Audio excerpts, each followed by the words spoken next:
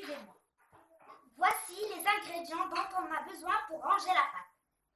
500 g de farine, une cuillère à soupe de sel, 250 g de beurre et de l'eau tiède qui nous suffira pour ranger la pâte. On va commencer par la farine, suivi par le sel. Et maintenant, on va ranger la pâte à l'aide de l'eau tiède.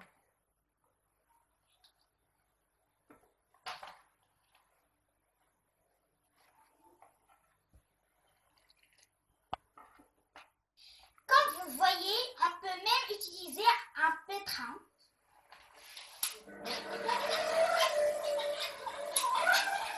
Voilà la forme de notre pâte. On va commencer par enfariner l'endroit où on va travailler la pâte. On va couper la pâte en 2 parties égaux.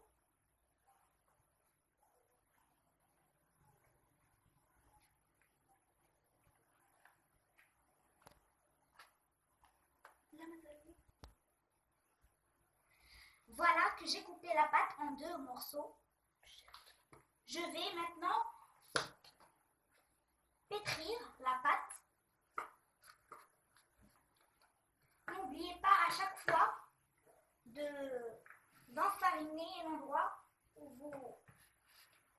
vous travaillez la pâte.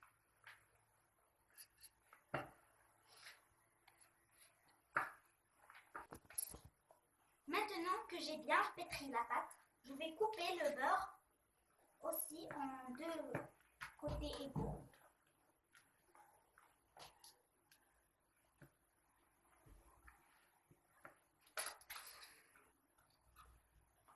Je vais maintenant couper le beurre en petits dés, comme ça. Et je vais le poser là, au milieu de la pâte.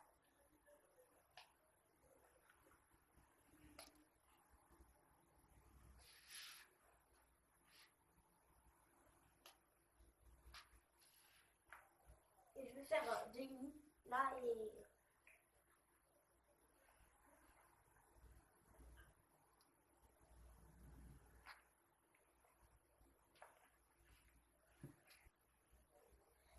comme vous voyez, je n'ai pas mis le beurre à ses côtés. Je vais venir faire comme ça. Et je vais le fermer là pour que le beurre ne risque pas de sortir.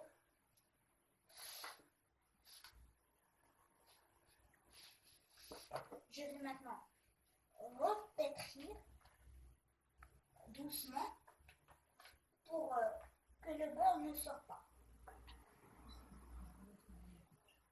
À chaque fois, il faut enfariner l'endroit. Doucement, comme ça.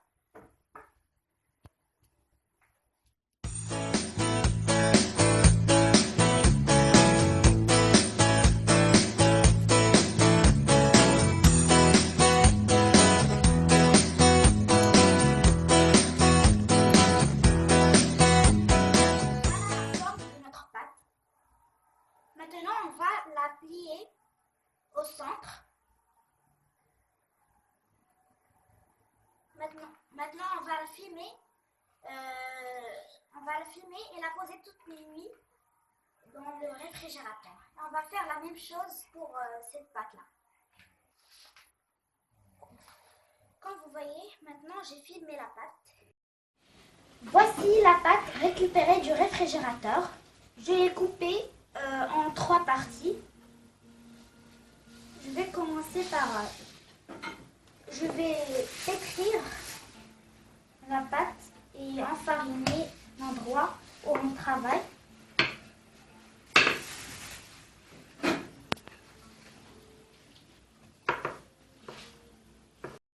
Après d'avoir pétri la pâte, je l'ai coupée en forme de rectangle, sous forme de rectangle, de largeur 30 cm et longueur 20 20 centimètres.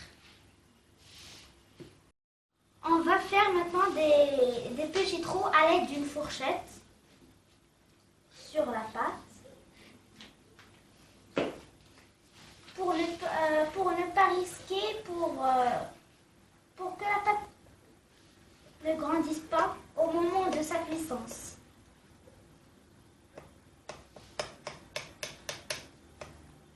Maintenant, on va poser la pâte dans un plat bien graissé.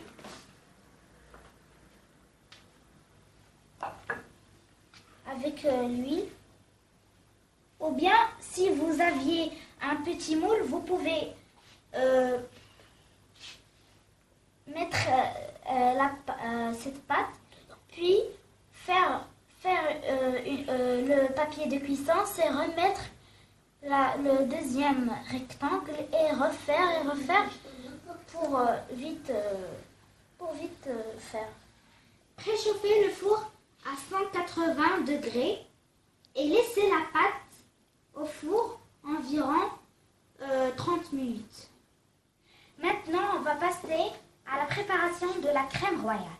Il nous faudra 2 verres de sucre glacé, 2 œufs, mais seulement leur blanc,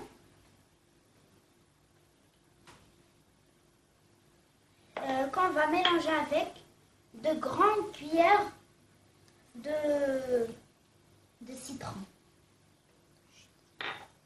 et une grande cuillère de l'eau de fleur d'oranger.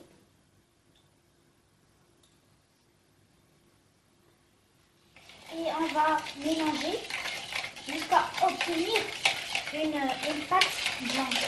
Pas une pâte, mais un mélange blanc.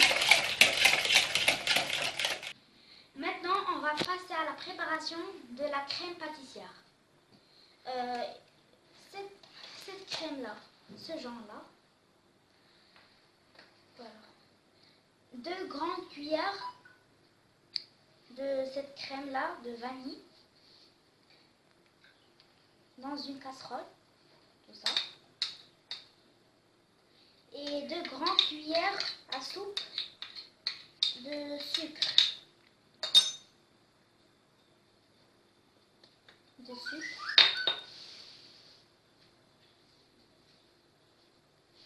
On va mélanger ça.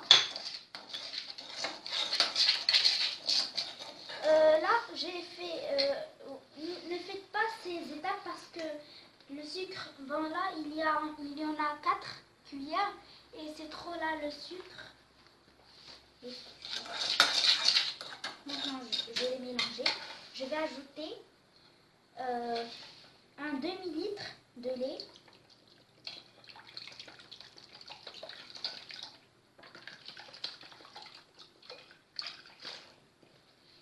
Et je vais mélanger.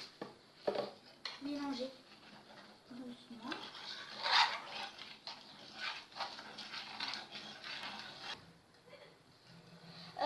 Poster à ébullition sans cesser de remuer pendant 2 minutes. Voilà. Mais à peu d'eau. Voilà la forme de la pâte après la cuisson. Maintenant, je vais la couper pour qu'ils soient égaux parce qu'on va faire 3 tables.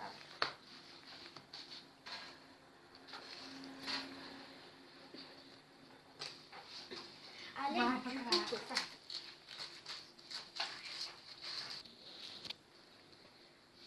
on va passer à la décoration. Voilà, je vais verser la crème pâtissière là.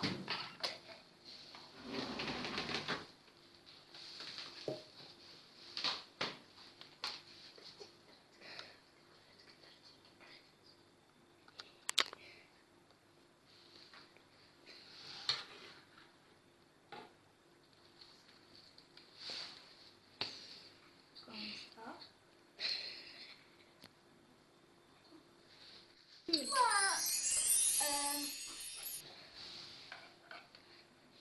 On va refaire une autre couche de crème pâtissière.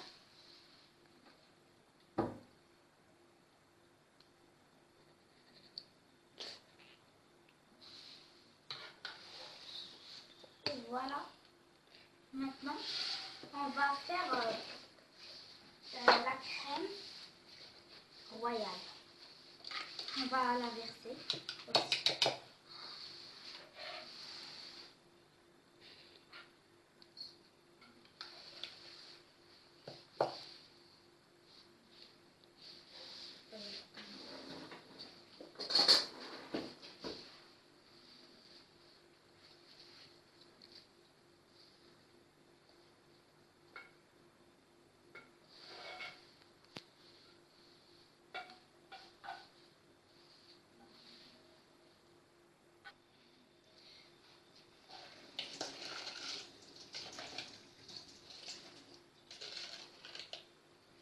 Voilà, on va ajouter.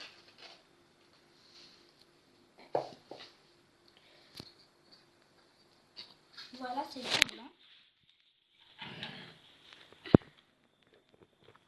Si la crème n'était pas assez blanc, vous pouvez ajouter encore du sucre glace. Maintenant, je vais étaler ce chocolat dans la pâte, comme ça.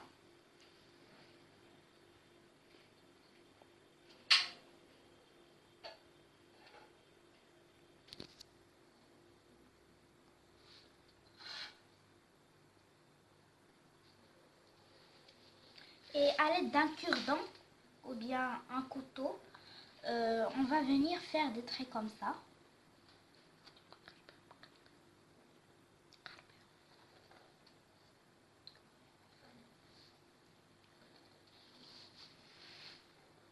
Et des autres traits